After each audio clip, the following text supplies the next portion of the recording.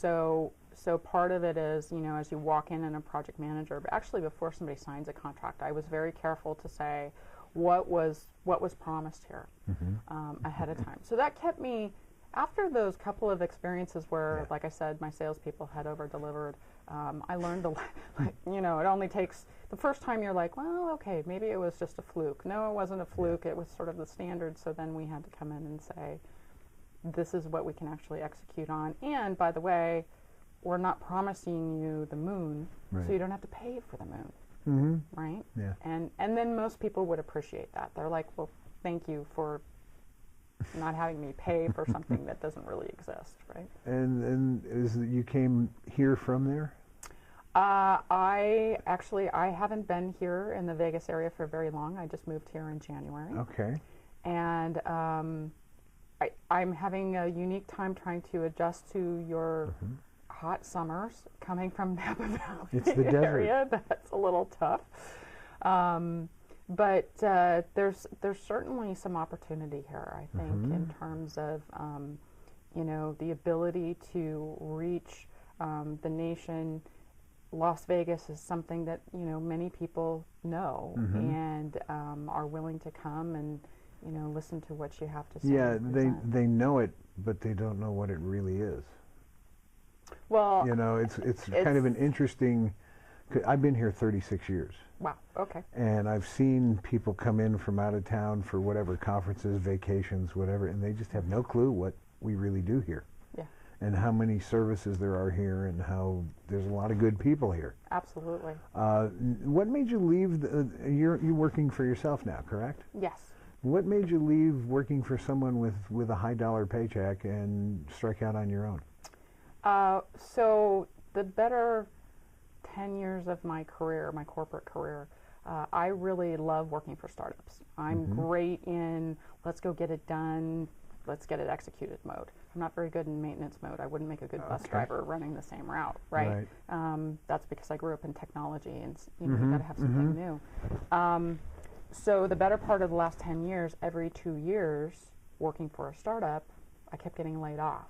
Okay. And that would be because you would go in and execute and sell a $14 million contract, and then they say, oh, great, so our new distributor is going to be XYZ, which competes with your territory, which doesn't make any sense, right? So every 2 years I was looking for a new job, and after the last firm that I was hired with, the gal who brought me in 5 months after she hired me, and I really came on board because of her, she left. And the next day I walked into the CFO and I said, so what about the story you told me about, we're looking for people to hang on for 5 years, and we're going to empower them to be able to, we were working on a merger of 3 staffing and consulting companies. And I just said, without the empowerment to execute, we're not going to be able to get done what we need to get done. And that was the point at which I said, maybe I want to take a look and, go back to my own consulting and working in the real estate industry. Okay. Well, that makes sense. Yes. So you came here in January and parked the car and went, well, now what do I do? Well, I have some family here. So, fortunately, that was a good part of being able to come here, not, coming out cold. But it was essentially sort of coming to a new location. It was a bit of a revamp for me and the space that I wanted to be in and how I wanted to serve the community that I had been working with for a number of years. So bring it up to present day, the last few months, what I've really been working on is I have a website that I just launched called the MAD Investor Blog. And MAD stands for Making a Difference. Okay. People who know me would say, well, also there's a little bit of frustration because of the state of the real estate market, but also too because I'm a little bit mad and a bit of a renegade. So whatever connotation you want to take from that. To be real honest with you, I know quite a few real estate people in Las Vegas, and the ones that are willing to work are doing okay.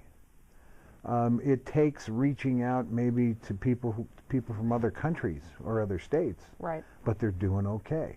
Right. I have a couple of friends that have recently discovered a whole group of Canadian buyers that have cash. Oh, yeah. Oh, You know? Well, and one of the things that, so I'm one of those crazy people that love statistics, and I'll be reading I'll be reading, you know, like the Harvard State of the Economy review at night. Now it's great stuff to put you to sleep at night, but so some of the statistics, as an example, investors every month across the country are buying $22 billion worth of real estate. 22B with a B. Yeah. And I can't segment, there's nothing to segment that out in terms of international dollars that are coming in versus domestic, but $22 billion. There's certainly an opportunity for real estate folks to work with investors. There are microeconomies within a larger economy, so within the area of Las Vegas, right, there are some areas that are not good buys, and then there are some areas that are phenomenal buys. This is pretty much true across the country. I've done deals in California, I've done deals in Georgia, I've done deals in Texas, I've done deals here, and that's really, there certainly is opportunity, but yes, the other part of it is, as an entrepreneur, you have to do the work. Yes, you do, and there was a long period of time where selling real estate in Las Vegas meant that you got a license, and that was all you needed. That's all you needed, yes. The contracts came, the buyers came, everything got signed and approved, and it was done. And it just doesn't work that way now. It doesn't, but I think the other thing, too, is that people got accustomed to the lifestyle. And for many of us who were watching, I mean, even at that time I was in Northern California, and I remember I had a gal who said, well, you're approved for your loan for this house, and you know, you qualify for a $4,200 a month payment, and they're showing me $700,000 homes. Right. And I said, what in your right mind makes you think that A, that house is worth that, right, and B, that I would want a $4,200 a month payment? Sure. Right? Yeah. And so I had a bit of a realistic point of view as what is the true value. And if you know anything about economics, at least the basics that I studied when I went to college, is that supply and demand, you can, you see the big uphill climb, there's going to be a decline. And if you can't see that, then you're being a bit foolish. There's a lot of people who made money. But like I said, they became accustomed to that, and now the work that's involved, they're complaining about that, and I say... Well, there are people that I've encountered that good old American greed took away their power of reason. Right. And they did things like would buy multiple homes in Sun City Anthem at the top of the market, thinking they could turn them quick, make a profit, and retire peacefully and happy and fat, and it didn't work. Right. And now they want to blame everyone but themselves and their greed. Absolutely. And then the people that bought those lovely adjustable mortgages just thrill me. You know, your payment's going to double in a year. Well, Americans don't prepare for that. I think the thing is that the one thing that I'm working with a number of other colleagues is the black hat image that investors have had. So I have to delineate between, there are investors at Goldman Sachs and Merrill Lynch and some of those other large organizations. I'm not one of those. Right. I am a community member like anybody else, and yes, I do invest, but my goal is to be able to get a distressed property ultimately into the hands of a homeowner, first-time homeowner, to really help rebuild the community. Yes, I know some people who got caught up in the greed factor. I happen to believe what goes around comes around. Oh yeah. Right. And so, and so there's nothing wrong in making money by serving your community. Right. But when there's a lot of people who cross the line, and I think that the community needs to recognize that investors really, if you know some of those local folks that are working within your community, we really are trying to help. And yes, we're getting paid to do that. But let me tell you, it's a lot of work. Oh, sure. A ton of work. Now you have seminars and events and things that you host? I do. One of the things that I'm running right at the moment is I decided that one of the platforms that I really enjoyed is video.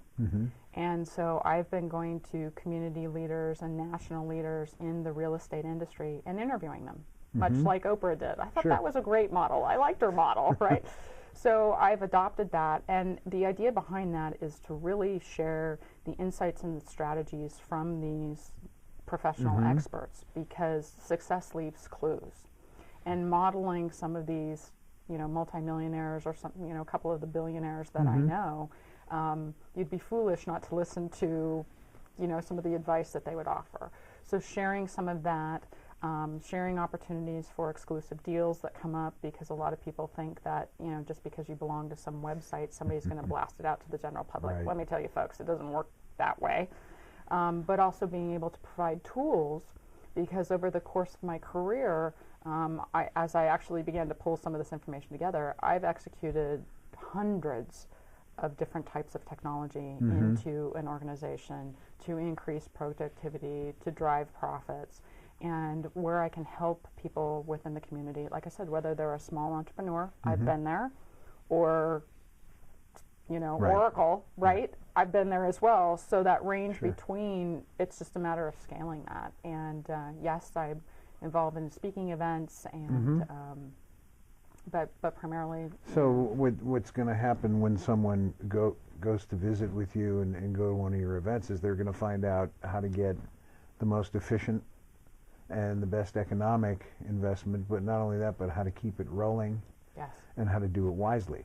Yes. So which one is of the so important. Right. One of the things that I'm actually working on a book right at the moment. Good for you. Which is really talking about how to leverage your time to increase productivity, reduce, you know, we know that if you can reduce your expenses within an organization, generally that can drive profits up 50%. Yeah.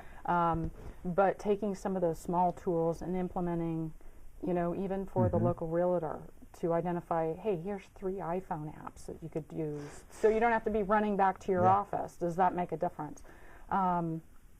So we have a series of, one of the things that we've recently developed are what I call action sheets, which essentially are a 1-page sheet that somebody can take a look at and implement in 5 minutes in their business. That's and great.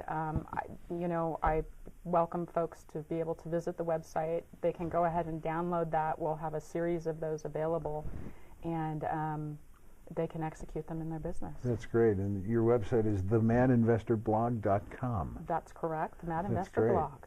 And it's some very good concepts. These are things that people need help with. Absolutely. And it's applicable truly, whether you're a real estate business. I happen to love that particular niche, but many of these tools could be implemented for small business across the board. I get a sense underlying everything you're saying that you actually enjoy helping the people. You're not just here for the buck. Because we've had a lot of that in Las Vegas. I will tell you that I have, in some cases, actually walked away from transactions because I would sooner save the relationship than get into an argument about money. That's the hardest. Some of the hardest things I've ever done is when I was in sales management and I had to tell one of my 6 guys who were feeding their families from their radio commission check, walk away. Right. That's not the client for you. Right. In fact, it's not the client for this radio station. Right. That's a hard one. Yeah. You know, especially if you're looking at your own personal balance sheet and you're a little short. And of course, we have a strange animal in radio. In commercial radio, they have this strange animal where you get paid a draw against commission, which is like Panic City. And the strangest part about the draw against commission, I don't know if you're aware of this, but if you do make a commission, you may not get it because every month you take a draw, that's money you owe. Right. Right. You know, I remember letting someone go from a sales staff, and as he was leaving, the general manager peeked out of his office and said, "You owe us $2,500, dude." Yeah, I've been in those situations before. Fortunately, deals have closed, and you know, it's more than compensated me. But I hate to do this, but we're out of time. It's been a wonderful. And I want to thank you for coming in. Well, thank you. You know, Tara Phelps is my guest, and this is Las Vegas Arts Alive. Her website is themadinvestorblog.com, and look her up if you need some help, or if you don't need some help, look anyway. Thank you. And I want to thank all of you for listening to member-supported KUNV Las Vegas, the broadcast service of UNLV. My name's John Nasshan, and I'll see you all again next week on the radio. Thank you.